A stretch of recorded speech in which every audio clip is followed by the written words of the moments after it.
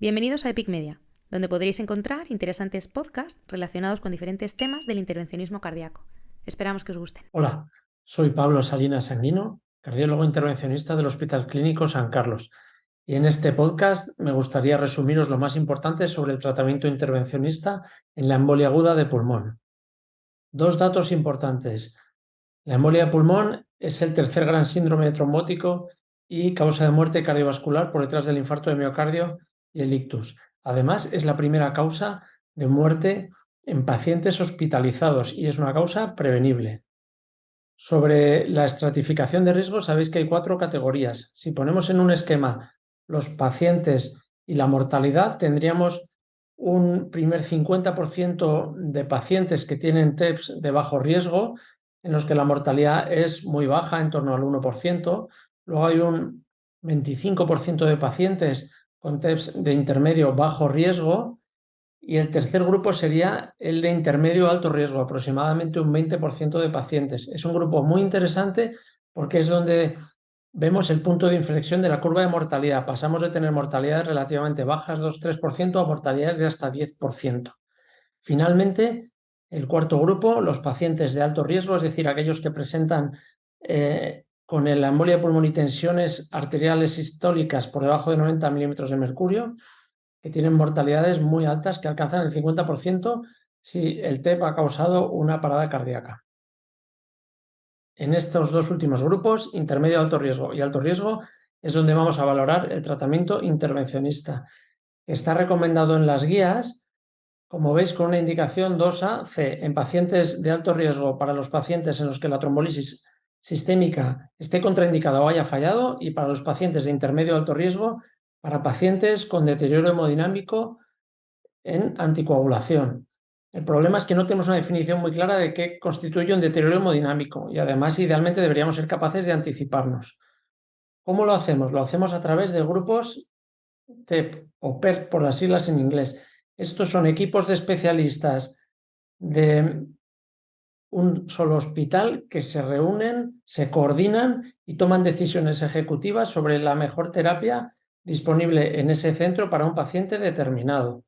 En nuestro hospital, por ejemplo, tomamos para los pacientes de intermedio alto riesgo estos 3 parámetros principales para tomar una decisión sobre si hacemos intervención o no. Sería la tensión arterial sistólica entre 90 y 100, frecuencia de más de 110 o lactato de 3.3. Todos estos datos se asocian a mal pronóstico en el intermedio alto riesgo. Si juntamos los dos primeros, tendríamos el shock index o cociente de frecuencia cardíaca por tensión arterial. Si es superior a 1, ojo con ese paciente. Además, tomamos en consideración otros elementos que también se asocian a mal pronóstico: el síncope, la TVP proximal, la oliguria o la desoxigenación o desaturación. ¿Qué terapias tenemos? 4 bloques. El primero, trombolisis local. Cualquier tipo de catéter multiperforado que somos capaces de colocar en el pulmón de forma muy sencilla, con calibre muy fino, 6 French, el de un cateterismo convencional, y a través de él administramos trombolisis local de 10 a 24 miligramos de RTPA entre 6 y 24 horas. Esta terapia, en metaanálisis comparados con trombolisis sistémica, ha demostrado reducción de mortalidad hospitalaria y, lo más importante, reducción de sangrado intracraneal, que es el más grave, con similares tasas de sangrado mayor. Y si lo comparamos con anticoagulación, en un metaanálisis de estudios observacionales demuestra reducción de mortalidad hospitalaria, sin llegar a demostrar reducción de sangrados, que son similares, ni reducción de mortalidad al año, que también es similar, aunque a ella tenemos menos pacientes incluidos. La evolución de esa terapia de trombolisis por catéter sería la trombolisis facilitada por ultrasonidos. Consiste en unos generadores de pulsos de ultrasonidos de alta frecuencia que van dentro de ese catéter. Sigue siendo un catéter finito de 6 French, y van a romper los enlaces de fibrina, facilitando la entrada de trombolítico dentro del trombo, y eso permite pautas mucho más cortas, de 6 horas, incluso menos, con menos dosis de fibrinolisis y menos tiempo de terapia. Esta terapia tiene 2 estudios principales. El último, que es un ensayo clínico aleatorizado con pocos pacientes, 60, comparado con terapia control, que sería heparina, y demostró reducción de la dilatación de ventrículo derecho a 24 horas. En el Seattle 2 Es un estudio que confirma la eficacia y seguridad con 160 pacientes, pero sin grupo control, reduciendo tanto la dilatación del ventrículo derecho como la presión arterial pulmonar. En metaanálisis de estudios observacionales se confirma una mejoría en parámetros hemodinámicos y en dilatación del ventrículo derecho, y tenemos endpoints clínicos en torno al 3% de mortalidad, que es razonablemente buena, y tasas de sangrado mayor en torno al 5%. La tercera opción de tratamiento sería la aspiración por catéter. La vamos a dividir en terapias con catéteres de bajo o medio calibre, que fundamentalmente es el sistema Índigo Penumbra, con catéteres de 8 y 12 French. Hay otros tipos de catéteres, como el Nautilus de 10 French, pero el que más estudiado está es el Índigo. Estos catéteres van conectados a una bomba de aspiración inteligente, que lo que hace es optimizar el rendimiento de la aspiración para sacar más trombo que sangre. Sacan trombos que se tienen que elongar y de alguna manera desmenuzar para pasar por el catéter, pero tienen buena rentabilidad en la extracción de trombos, sobre todo si el trombo es fresco. El estudio principal es el EXTRACT-PE, que es con el sistema de 8 French, y demostró reducción de la dilatación de ventrículo derecho en un procedimiento seguro, tasas de eventos adversos por debajo del 2%, mortalidad de menos del 1% y procedimientos relativamente rápidos de unos 37 minutos de mediana. La siguiente opción sería la aspiración de gran calibre, el sistema conocido como FlowTriever. Son catéteres de gran calibre 24 French que se utilizan habitualmente por la vía femoral y que tienen la particularidad de que están sobredimensionados en todas las tubuladuras y son capaces de simplemente con una jeringa que hace fuerza de aspiración negativa sacar los trombos enteros. Eso lo hemos visto en todos los centros que lo hemos probado y además hemos sido capaces de demostrarlo en una serie publicada en la revista española de intervencionismo cardíaco en los primeros casos de cada hospital que probó el dispositivo, de manera que es un dispositivo con una curva de aprendizaje corta y una efectividad muy alta. La evidencia más fuerte que apoya el uso de este catéter es el registro FLASH, un registro que en Estados Unidos ha reclutado 800 pacientes, que es la serie más larga de tratamiento intervencionista en embolia aguda de pulmón. Pacientes muy parecidos a la práctica clínica, la mayoría son de intermedio riesgo, un 30% con contraindicaciones para trombolisis. Estos pacientes han tenido una tasa de eventos adversos de 1,8 y solo 0,3% de mortalidad. Mortalidad muy, muy baja, muy atractivos estos resultados clínicos, aunque no tengan brazo control. A 30 días también muy buenos resultados. Si comparamos las dos opciones grandes, que serían la trombolisis local con la trombectomía por aspiración, tendríamos que pensar en el perfil del paciente. El perfil de paciente muy crítico con una parada cardíaca o que esté muy inestable debe ir preferiblemente a trombectomía, porque el beneficio es inmediato. No tienes que esperar esas 6 horas o 12 o 24 que tarda el trombolítico en hacer efecto. Luego tenéis que ver la distribución del trombo. Si el trombo es proximal, va a ser más fácil tratarlo con trombectomía o más eficaz. Si el trombo es distal, va a ser más fácil tratarlo por trombolisis local porque vas a tener problemas para acceder con el catéter de aspiración, y a los catéteres finitos y trombolíticos les influye menos la posición del trombo.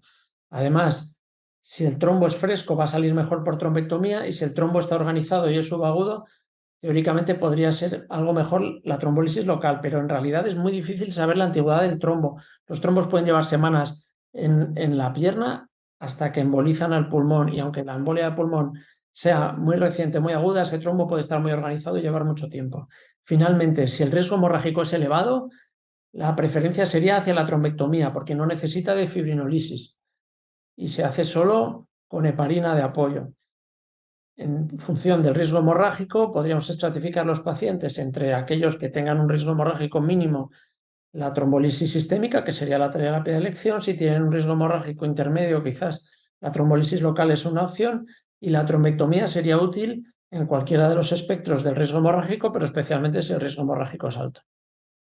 En España, una pequeña foto de un registro que hemos publicado este año en la Revista Española de Cardiología: 253 pacientes de 13 hospitales, una tasa de procedimientos de 6 procedimientos por año por millón de habitantes. Para que os hagáis una idea, La angioplastia primaria son unos 400 procedimientos por año y 1.000.000 de habitantes. O sea que podéis ver que estos procedimientos son todavía poco frecuentes.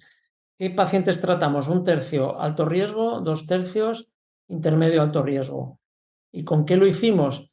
Lo hicimos en los pacientes de alto riesgo, preferiblemente con trombectomía por aspiración, 44%, y además un 36% combinación de trombectomía por aspiración y trombolisis local, es decir, que globalmente un 80% se trataron con aspiración. Sin embargo, en el intermedio alto riesgo, un 64% se trataron solo con trombolisis local. ¿Será la terapia intervencionista para embolia aguda de pulmón capaz de seguir los pasos del infarto de miocardio, donde la angioplastia primaria retiró la fibrinolisis prácticamente de todos los casos, o el ictus, donde la terapia intervencionista compite y está cada vez ganando más terreno frente a la fibrinolisis?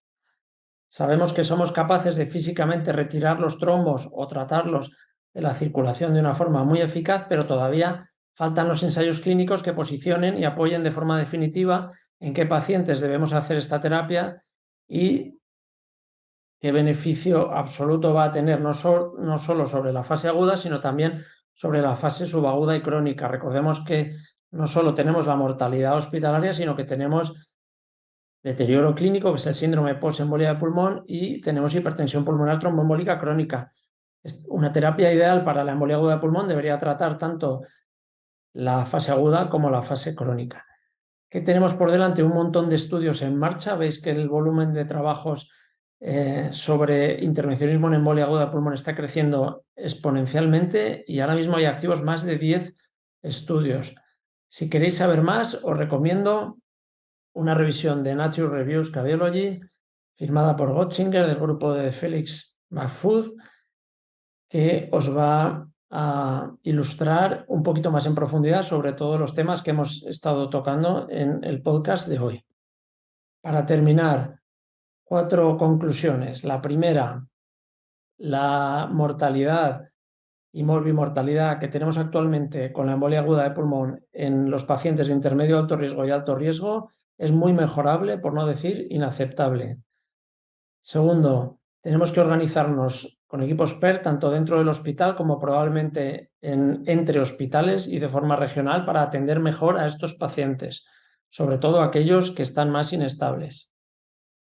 Tercero, cada hospital debe ser consciente de las opciones terapéuticas que tiene entre trombolisis local con ultrasonidos, aspiración o aspiración de gran calibre para aportar a los pacientes el mayor beneficio posible con la máxima seguridad.